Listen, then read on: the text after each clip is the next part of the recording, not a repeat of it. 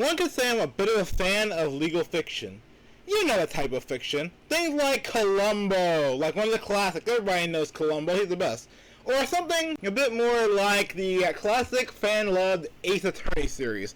Come on, everybody knows Ace Attorney series is just, you know, like, it's a classic. It's a classic. Then you also have things like that are less my taste, but are still in the genre.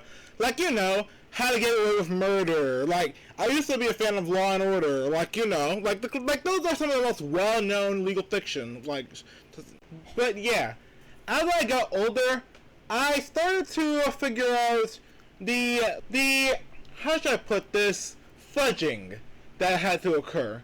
The things that were deliberately used to as suspense, even if they aren't technically legally accurate.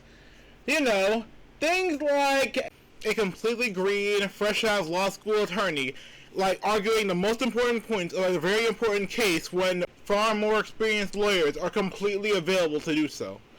Or something like someone bursting into the courtroom at the literal last second when all hope seems lost and it looks like the hero's just not gonna get justice in this case with a random piece of game-changing surprise evidence. Now, I get that in some legal systems that's accurate, but in a lot of the ones that they do that in, it's not. So, yeah. Now, legal fiction's a really hard genre to write for many, and the reasons why are pretty straightforward. So, legal fiction has the difficult task of taking the heavily nuanced, extremely detailed, like drawn-out legal system and trying to desperately cram it into a 30 to 48 minute time slot or a simple enough game that can actually keep the audience interested and wondering what's going to happen next. And that's a difficult task when a lot of people, just being completely honest, tend to find those sorts of excessive details boring. Not me necessarily, but some people. So yeah, they have to spice things up a little bit. Even so, knowing this, sometimes I just want a bit more legal accuracy, while still being a very good story with a lot of nuance, detailed characters, a great world that feels really built up and natural. And when that finally happens, you end up bumping into John Grisham. So yeah, John Grisham is an author I've been reading for several years now, and he is very, very good at writing legal fiction. Now, John is a person who is very, very experienced with law. He was a lawyer for over 10 years and has experience even beyond that. And as such, he's very experienced in knowing all the different aspects of the legal system. And it very much shows in his writing. John's books are so ridiculously detailed that it genuinely boggles the mind. He will go into all the different, minutiae of it. How long it takes the case to set up, the effort you might put in to try and get a specific judge or a specific venue for the case. Like the types of shenanigans that go down behind the scenes, like witness tampering, bugging phones, etc. Like, he's very, good at being dramatic with his writing, while still having some element of plausibility when it comes to specific cases. And I'm a fan of it. I'm a fan of it. But even beyond legal, matters, and the amount of detail that goes into that, I think he's just generally good at writing good characters. And that's the important thing. It's arguable, it's very arguable what I'm about to say next. Arguably the most important part of any story is the characters. A bad plot is really bad for a story, a bad setting is really bad for a story, but if you have lovable characters, that can really get some people through the experience. And I say that John, has done a very good job of making lovable characters. He's very good at making you feel like every character he has is human. And he's very good at making sure that you can sympathize with exactly who he wants you to sympathize for. For example, he's very good in stories like The Rainmaker, where he really helps you sympathize with and understand this rookie lawyer that's practically fresh out of law school, and how he's trying to do the right thing while also, trying to live, like, in this world of, like, utterly heinous, like, behavior that's currently occurring, and just having to deal with the different realistic aspects of his profession, like the fact that there's a lot of lawyers out there trying to get work, and he might not always be the one to get it. And yeah, no, I genuinely don't think I can do the story justice enough with any simplistic summary, but I think I can get the story's, like, quality across just by bringing up the saga of one character, Donnie Ray Black. Oh man, Donnie Ray Black. What happened to that man, that poor, like, young man, pretty much is one of the main plot points of this story, and it's tragic, it's messed up. Like, you really feel for the mother of Donnie Ray Black, and obviously Donnie Ray himself, throughout this entire scenario, and it really helps you grow attached to the protagonist, as you see him grow attached to this family, and, like, try and help them, if not get Donnie Ray what he deserves, then at least help this family get what they deserve, which, yeah, no, spoilers, is justice for Donnie Ray's death. Because great benefit, man, great benefit in this story is ridiculous. John knows how to write an intriguing villain in his stories. That insurance company is one of the most wretched, hateable villains that I have ever had the pleasure of reading in a story. They refused to do literally anything right. They were just so utterly heinous, and it wasn't even cartoonish, like, villainy. It was cartoonish villainy in a way, but it wasn't, how do I even put this across? It was a realistic form of heinous activity that exists in the real world.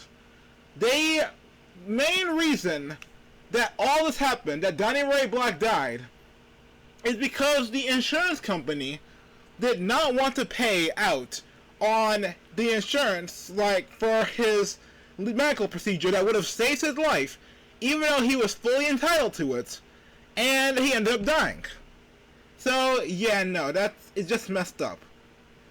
And, yeah, just, man, I'm genuinely so intrigued. So, yeah, like, we get into this trial, and it's just more and more red tape, and more, like, just, yeah, it's more and more red tape, and more heinous activities by great benefit, like, once, like, the jig is up, and they're getting sued, to try and kill this case before all their illegalities, like, truly come to light. They're firing old employees, some employees are just vanishing, some employees are resigning, and they're trying to quiet as many witnesses as possible before they can say anything.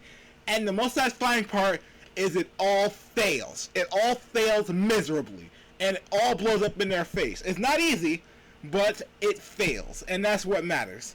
So, yeah, they end up getting into some of the illegalities that Great Benefit has been doing all this time. And we wanted something really interesting. So, yeah, it wasn't just Donnie Ray Black's case that they've been doing this on. It was literally written in their policies, not that they didn't try to hide it, that they would literally deny every single claim, regardless of legality and accuracy, for at least a year, until people started suing or lawyering up, at which case they would then pay out the claims, one or two of them. They literally killed Donnie Ray Black because they wanted to make a little bit more cash. And that's just wretched. And that's why, like, and the thing is, like, it's not like they're just caricatures in the story. Everyone from their lawyers to the actual people at the company are still given details in terms of, like, their personalities, even if you're very obviously, like, antagonistic and heinous. A shame that they chose their personalities to be the most heinous human beings imaginable. Like, Great Benefit reminds me so much of Insurer Care from The Incredibles.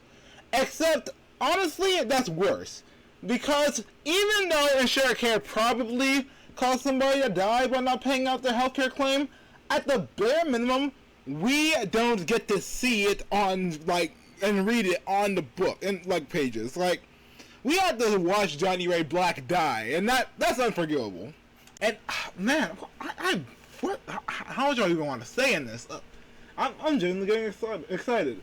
But, yeah, that's not, please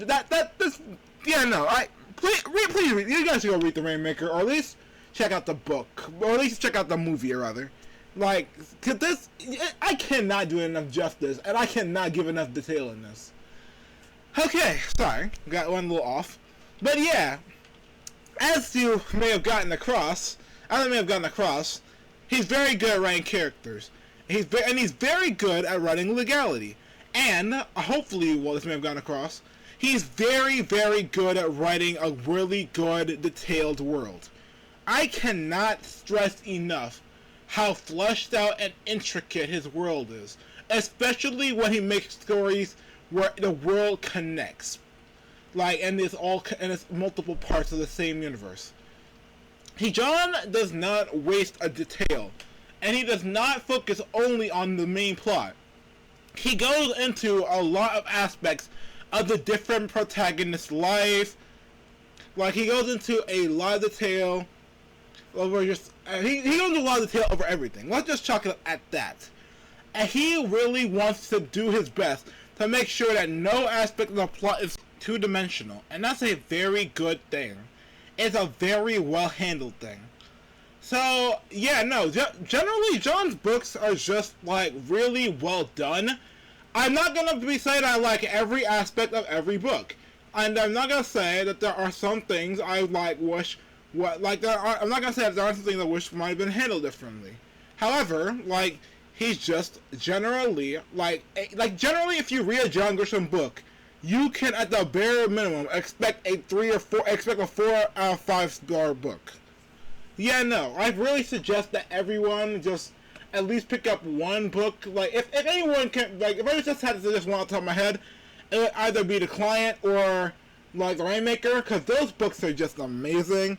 The Client is just, yeah, no, if I start ranting about this, I'm ranting about the individual books, I'm gonna be here all day. It's just, yeah, no, definitely pick up some of these John Grisham books, and I really hope that, like, you really enjoy them as much as I very clearly have.